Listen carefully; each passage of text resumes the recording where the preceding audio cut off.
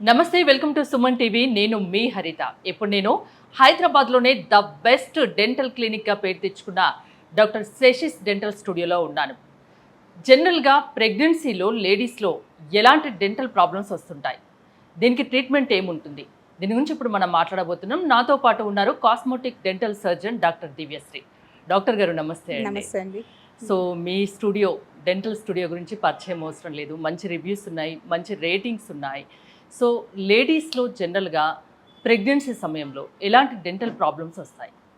యూజువల్గా ప్రెగ్నెన్సీలో అండి పేషెంట్స్కి హార్మోనల్ ఇంబ్యాలెన్స్ వల్ల జింజవైటిస్ అనేది స్టార్ట్ అవుతుంది. హార్మోనల్ ఇంబ్యాలెన్స్ వల్ల ప్రెగ్నెంట్ లేడీస్లో బ్లడ్ ఫ్లో అనేది ఎక్కువ ఉంటుంది. దానివల్ల గమ్ స్వెల్లింగ్ అనేది ఇనీషియల్గా స్టార్ట్ అవుతుంది. ఎప్పుడైతే దాన్ని నెగ్లెక్ట్ చేస్తారో అది పెరిడాంటైటిస్ అనే దానికి ఇట్ లీడ్స్ టు పెరిడాంటైటిస్. అదేంటంటే చుట్టూ ఉన్న బోన్ని, టిష్యూని కూడా ఎఫెక్ట్ చేస్తుంది. ఇంకోటి రిస్క్ ఆఫ్ కేరీస్, అంటే పుచ్చిపళ్ళు అనేవి ఎక్కువ ఉంటాయి. పేషెంట్స్కి క్రేవింగ్ ఉంటుంది ప్రెగ్నెన్సీలో. ఆ క్రేవింగ్ వల్ల తినే sweet or any other change in the diet habits వల్ల రిస్క్ ఆఫ్ క్యావిటీస్ అనేవి పేషెంట్లో ఎక్కువ ఉంటాయి. ఇంకోటి డ్రై మౌత్, హార్మోనల్ ఇంబ్యాలెన్స్ వల్ల పేషెంట్లో తినే ఫుడ్ వల్ల ఫామ్ అయ్యే స్టమక్ యాసిడ్స్ వల్ల డ్రై మౌత్ కానీ, లేదు పైన ఉన్న ఎనామిల్ అనే లేయర్ అనేది వేర్ ఆఫ్ అవుతుంది. Because of the acids release అయ్యే స్టమక్ నుంచి రిలీజ్ అయ్యే యాసిడ్స్ వల్ల పైన ఎనామిల్ అనే లేయర్ వేర్ ఆఫ్ అవుతుంది. సో ఇలాంటి సిచ్యువేషన్ వల్ల సెన్సిటివిటీ కానీ, రిస్క్ ఆఫ్ కేరీస్ కానీ, లేదా బ్లీడింగ్ ఆఫ్ ద గమ్స్ అనేవి ఎక్కువ ఉంటాయి ప్రెగ్నెంట్ ఫిమేల్స్లో. అంటే జనరల్గా అంతకు ముందు లేకున్నా ప్రెగ్నెన్సీ సమయంలో ఈ ప్రాబ్లమ్స్ అనేవి మెయిన్ అరైజ్ అయ్యేది ప్రెగ్నెంట్ ఫిమేల్స్లోనే అండి. Because of the hormonal imbalance and the medication they use and the diet factors. దీనివల్ల ఎక్కువ ప్రెగ్నెంట్ లేడీస్లోనే ఇవి ఆ 6-7 మంత్స్లో అరైజ్ అయ్యే ఇష్యూస్ ఇవి. ప్రెగ్నెన్స్ లేడీస్లో డెంటల్కి సంబంధించి ఎలాంటి సిమ్టమ్స్ కనిపించినప్పుడు ఖచ్చితంగా మీలాంటి డాక్టర్ని సంప్రదించాలి? ఫస్ట్ అండి, bleeding of the gums. That is the first symptom pregnant లేడీస్లో.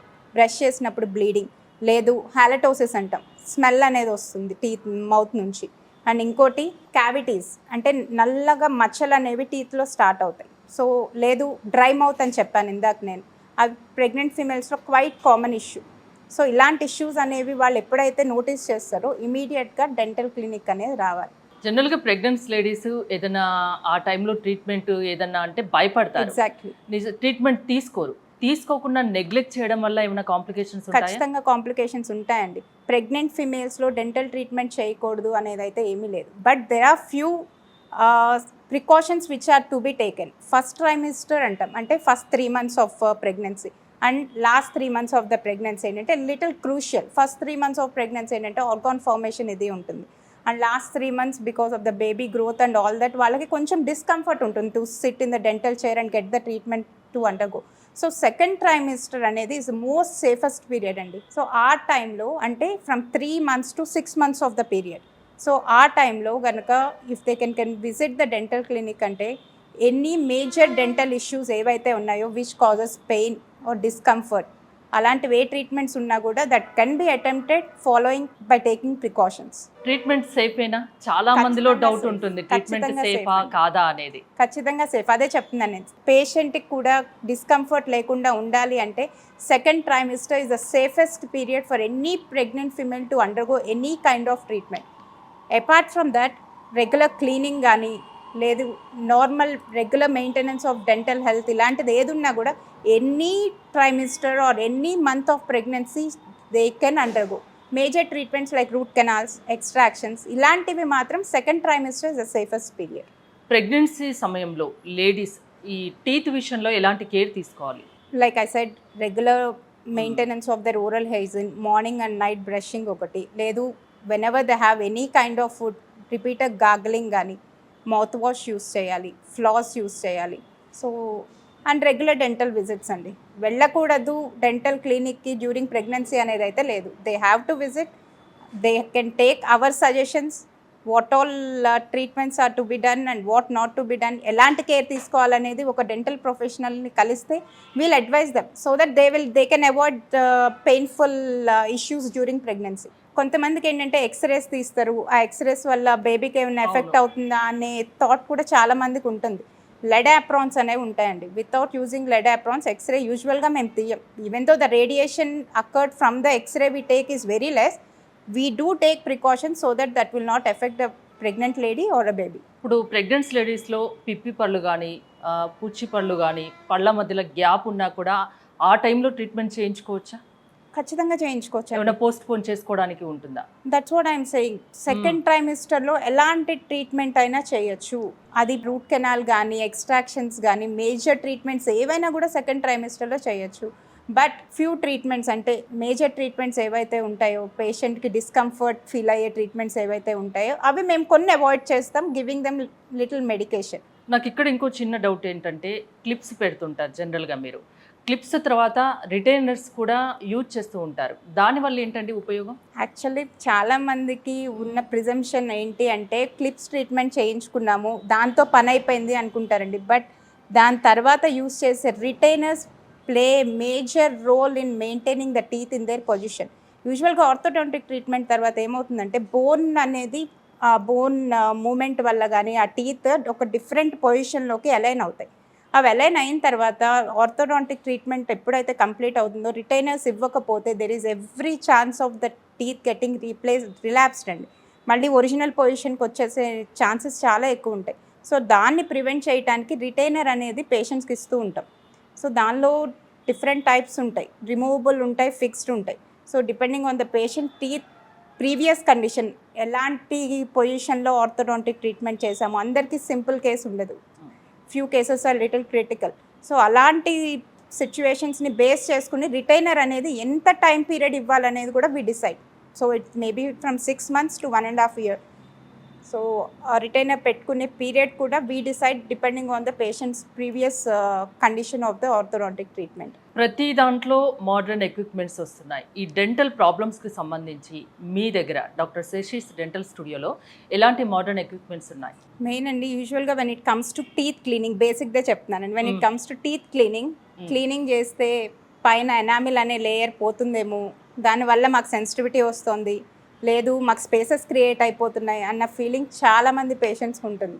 మా దగ్గర ఎయిర్ పాలిషింగ్ అనే ఎక్విప్మెంట్ ఒకటి ఉందండి. దానివల్ల ఏంటంటే ఎనీ థిక్ స్టెయిన్, టొబాకో చూ చేసే వాళ్ళు ఉంటారు, లేదు బికాస్ ఆఫ్ ఈ పాన్ ఇలాంటివి తినే వాళ్ళకి ఒక థిక్ స్టెయిన్ లాంటిది టీత్ మీద ఫామ్ అయిపోతుంది. సో ఎయిర్ పాలిషింగ్ అనేది ఏంటంటే డైరెక్ట్ మనం మెషిన్ని టీత్ పైన పెట్టం. సో ఆ ఎయిర్ నుంచి వచ్చే ప్రెషర్ త్రూ పైన ఉన్న స్టెయిన్స్ కంప్లీట్గా రిమూవ్ చేసేస్తామండి. పేషెంట్కి సెన్సిటివిటీ ఉండదు, డిస్కంఫర్ట్ ఉండదు, పెయిన్ ఉండదు. పళ్ళ మధ్య గ్యాప్ రావడానికి కారణాలు ఏంటి? దానికి ఎలాంటి ట్రీట్మెంట్ ఉంది ఇక్కడ? పళ్ళ మధ్య గ్యాప్ అంటే అండి అది చైల్డ్హుడ్ నుంచి కూడా డెవలప్ అవుతాయి కొన్ని కేసెస్లో. ఉంటుంది ఎగ్జాక్ట్లీ, అది జెనెటికల్ ఉంటుంది. లేదు పిల్లల్లో చాలా మందికి ఏంటంటే టీత్ని టంగ్తో పుష్ చేయటం, లేదా మౌత్ బ్రీతింగ్ అంటాం, నోరు తెరిచి పడుకోవటం, ఇలాంటి హ్యాబిట్స్ ఉంటాయి. లేదు కొన్ని జెనెటికల్ అంటే త్రూ పేరెంట్స్, లేదు గ్రాండ్ పేరెంట్స్ నుంచి కూడా కొన్ని జెనెటికల్గా పిల్లల్లో గ్యాప్స్ అనేవి ఫామ్ అవుతూ ఉంటాయండి. బ్రేసెస్ కానీ ఎలైనర్స్ కానీ, లేదు if it is a mild gap అంటే మొత్తం జా అంతా కరెక్షన్ అవసరం లేదు అన్న కేసెస్లో కాస్మెటిక్గా కూడా వి ప్రొసీడ్ అండి. లైక్ క్రౌన్స్ అనేవి ఇస్తాం. So that is even one of the treatment for gaps. Old ఏజ్లో టీత్ ఊడిపోవడం అనేది కామన్. అలాంటి వాళ్ళకి ఇప్పుడు లేటెస్ట్గా ఏమన్నా ఉందా ట్రీట్మెంట్? ఖచ్చితంగా ఉంది. ఇదివరకంటే అండి అంత అడ్వాన్స్మెంట్ లేని టైంలో డెంచర్స్ అనేవి ఇచ్చేవాళ్ళం పేషెంట్కి. అవి ఏంటంటే జస్ట్ తీసి పెట్టుకునే సెట్ లాగా ఉంటుంది. సో కొంచెం అది పేషెంట్కి డిస్కంఫర్ట్ కూడా ఉండేది మాట్లాడినప్పుడు, లేదా like when they having food అంత ఫ్లెక్సిబుల్గా వాళ్ళకి ఉండేది కాదు. ఇప్పుడు ప్రెసెంట్ అడ్వాన్స్మెంట్స్తో ఇంప్లాంట్స్ని బేస్ చేసుకుని వీఆర్ గివింగ్ దెమ్ సెట్స్ అండి. దాన్ని ఓవర్ డెంచర్ అంటాం. ఏంటంటే ఇంప్లాంట్ బోన్ సపోర్ట్ని చూసుకుని ఎన్ని ఇంప్లాంట్స్ అనేవి పెట్టాల్సి వస్తుందో patient by patient we decide depending on the x-ray. దాన్ని బట్టి we decide whether the patient can go with an over denture, లేదు ఆల్ ఆన్ 4 అంటాం. ఏంటంటే పైన 4 ఇంప్లాంట్స్ అండ్ లోవర్ 4 ఇంప్లాంట్స్ ఇచ్చి ఫిక్స్డ్ టీత్ ఇస్తాం. లేదు all on 6. If in the worst scenario ఎప్పుడైతే పేషెంట్కి అసలు బోన్ లేదు, we need more support from the bone అన్న కేసెస్లో ఆల్ ఆన్ 6 అంటాం. పైన 6 ఇంప్లాంట్స్, కింద 6 ఇంప్లాంట్స్ పెట్టి we give them ప్రాబ్లం ఏదైనా దానికి సొల్యూషన్, ఎలాంటి డెంటల్ ప్రాబ్లం ఉన్నా డాక్టర్ శేషిస్ డెంటల్ స్టూడియోలో ఉందంటారు. ఈ సందర్భంగా ప్రెగ్నెన్సీ లేడీస్కి మీరు ఇచ్చే సలహా ఏంటి డెంటల్ ప్రాబ్లంకి సంబంధించి? ప్రెగ్నెంట్ ఫీమేల్స్ అండి soon after like once they get to know they are pregnant అంటే రెగ్యులర్గా గైనకాలజిస్ట్ దగ్గరికి ఎంత ఫ్రీక్వెంట్గా చెకప్స్కి వెళ్తారో Okay. అంతే ఫ్రీక్వెంట్గా డెంటల్ విజిట్స్ కూడా మ్యాండేటరీ అండి. ఎందుకంటే ఇనీషియల్గా ఏ ప్రాబ్లం ఉన్నా first they encounter with the oral cavity, అంటే మౌత్ నుంచే స్టార్ట్ అవుతుంది.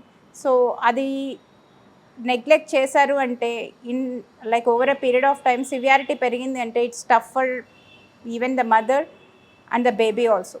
సో గైనకాలజిస్ట్ దగ్గరికి ఎలా అయితే రెగ్యులర్ విజిట్స్కి వెళ్తారో డెంటల్ విజిట్స్ కూడా అంతే మ్యాండేటరీ. ఓకే, ప్రాబ్లం ఉన్నా లేకున్నా ప్రతి 6 ఖచ్చితంగా. నెలలకు ఒకసారి నాట్ 6 మంత్స్ అండి, ప్రెగ్నెంట్ ఫిమేల్స్ ప్రెగ్నెంట్ ఉమెన్ అయితే రెగ్యులర్ గా రావాలి. ఖచ్చితంగా 2 months కానీ 3 months కానీ మ్మ్. ఖచ్చితంగా విజిట్ చేసి అట్లీస్ట్ ఆ క్లీనింగ్ అనేదన్నా చేయించుకోవాలండి. Okay. So that doesn't proceed to the major problems. Doctor Shashi's dental studio specialities ఏంటి అంటే ఏం చెప్తారు? నైట్రస్ ఆక్సైడ్ సెడేషన్ అని మేబీ నాకు తెలిసి హైదరాబాద్లో it's not in practice in any other dental clinic అండి. So we are proud to say that our clinic is into that practice. Nitrous oxide sedation అంటే ఏంటంటే పేషెంట్కి చాలా మందికి ఇంజెక్షన్ అంటే భయం ఉంటుంది. అవును.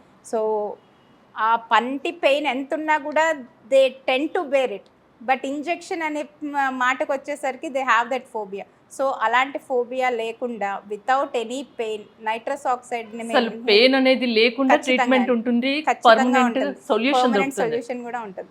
సో ఎవరు డెంటల్ ప్రాబ్లమ్ ని ఫేస్ చేయని అవసరం లేదు. ఇంకోటి 3 branches ఉన్నాయి కదా yeah we doctor have 3 Shashi's. Branches అండి. మెయిన్ బ్రాంచ్ వచ్చేసి ఆరాంగఢ్, ఇంకోటి కోకాపేట్ అండ్ కేపీహెచ్పి.